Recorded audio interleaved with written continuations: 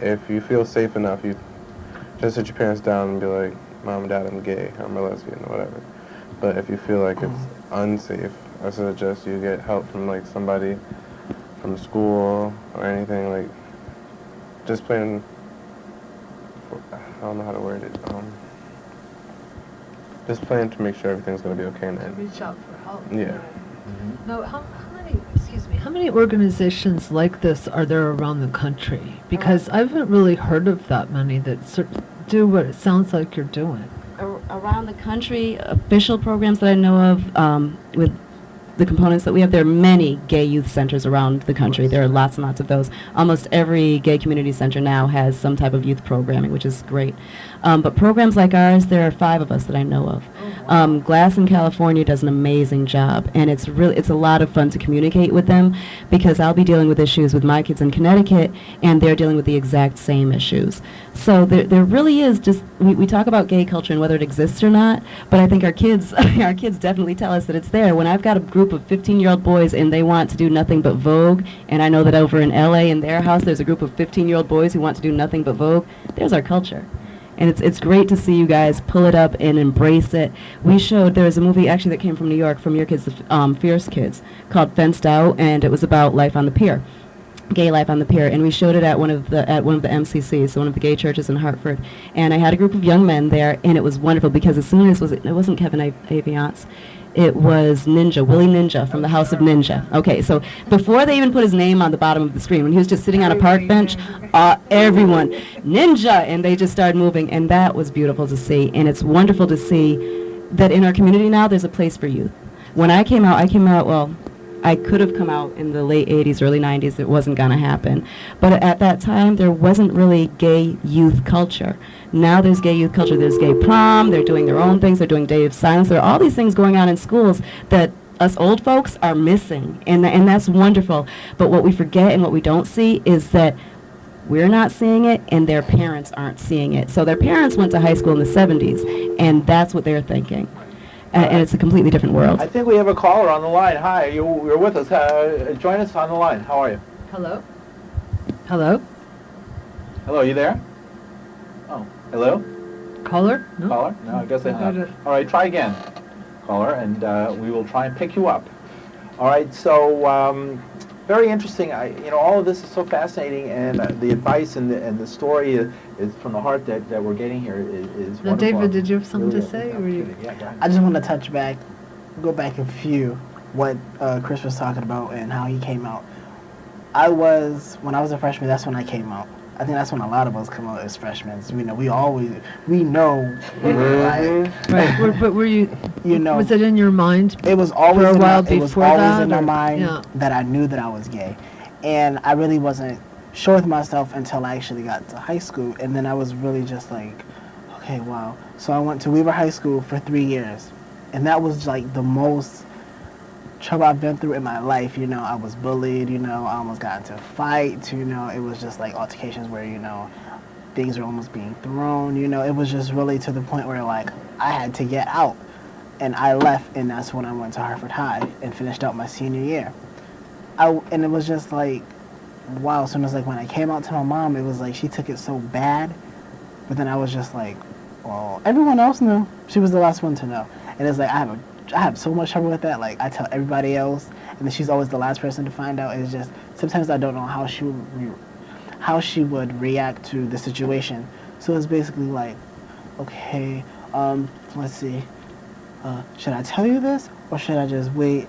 And then when you find out, then you'll just be mad, and then But it's just basically like... Yeah, you're walking sort of a thin line to decide which way to go with it. But it's interesting because I always wonder, why does this upset parents?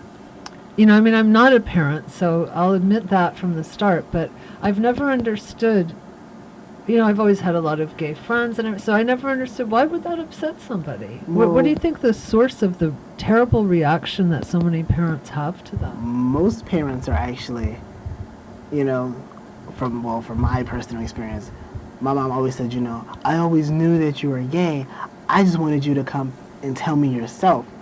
But it's like when you go and tell them yourself, it's like they react in like such a different way. It's like you know, we don't know how you're going to react to it. So, you know, it's like, wow. So, you know, it's like, who knows? And it's like, Fear of silencing. Well, that And- comes right to the issue we've been discussing about folks who like do exorcisms and send their kids to straight ink and to, you know, straight camps of all different sorts. I mean, parents have a lot of power over a minor child, and you give them that information, you don't know what they're going to do. They can really do some life-changing things to you, and you know, then you realize, oh my gosh, my parents hold all the keys. like my junior year of high school, I started the first ever gay straight alliance in my high school. It was kind of a good experience, you know. It took me a while to actually find a school advisor, so I was just like, I was stressing out, like, I want to find a school advisor. You know, I had Kamora come in, you know, we had talks, you know, we just, you know, had like a whole good time, you know, and it was like a Are certain. you, we have a call, I think. Are you on the air? Are you on the line? How you guys doing tonight? Go ahead, yeah. Hello? Your Hey, question. I got a question for the guest. Yeah, go ahead. What do you motherfuckers got to Ah. say black cock? Sorry about that. Well, you know, that's what happens when you take a call. Sometimes you never know what people are going to say. But obviously that represents a crank, or maybe it represents the anger or fear, or maybe the person is dealing with their own issues of sexuality. But I appreciate those calls. Just like the exorcism video that came out and was on TV and everyone was so offended by it, it happens all the time. But we're a polite society, so we don't see it. You know, there are parents who are way too polite to do that to their kid, so they send their kid to a really nice summer camp. And if you look at the pictures of the summer camp, there are rolling fields, there's meadows, there's water, it's a great place. And then there's, you know, we all get together in the morning and pray about this horrible sin that needs to be lifted from us. And during the day, we read stories that are going to get us to be better and not do that anymore. And there's actually a play that we're working with in Connecticut at one of our theaters called Speech and Debate. And in it, there's this group of kids, and they need to start a GSA, and it's going to happen. And they're having their first GSA meeting, and it's so wonderful, and they're so excited. And then there's a knock on the door, and there's some kids saying, "You nasty faggots," ew, and just being really rude. And that's the reality of being a gay teenager in America today, where there's empowerment, there's a lot of support, but then those phone calls happen. Right, right. So, you know, obviously there is a problem with people's toleration of differences and things that are different that are out there, and we have to deal with that in trying to create a better, more just society. Obviously, we have a long way to go here in America. Wow, we have a couple of minutes. I want to give you an opportunity to sum up. Yeah, give us your website and how people can find out more about what you guys are doing. Well, I'll give you our website, but write it down and then go look at it in mid-August, because that's when we're rolling out our brand new website. But it's www.ourtruecolors.org. And you can also find us on Facebook and MySpace. And you can reach us at 860-649-7386. Oh, wow. So, wait, you better say that again. Repeat that. Repeat that slowly. 860-649-7386. Extension 203 can reach Kamora. That's the easiest way to get her. All All right. right. Now, Great. I wanted to go back quickly because we're coming to the end of the show, but to the idea that there's only really 5 organizations like yours. So are you willing to be contacted by people that would like to mirror your organization? We are, and we love to. We've consulted with many different organizations throughout the country, and we are willing to partner. We love to partner. We love to send our information out. We do a lot of work with the Child Welfare League of America as well as Lambda Legal. Outside of that, utilize our website. We put out the best resource guide. Actually, one of the things that True Colors does is every March we host the nation's largest LGBT youth conference, and we have professionals from all over the country coming and presenting and doing great workshops. And it's really for everyone. I mean, we've got workshops for professionals, we've got workshops for middle schoolers, and we've got workshops for everyone in between. And parents. Oh, we have a parent track. Are you kidding? Because it is hard for parents, and I want to go back to that quickly. The majority of parents get over it. But it's just that different. It's they're raising this kid, they thought they had it all under wraps, they thought they knew what was going on with their kid, and something different happened. And it's just parents having to adjust to what that difference is. So when I'm talking to kids who are ready to come out, or when I'm talking to kids who have come out and mom didn't take it so well, like, well, how long did you know you were gay before you were able to come out?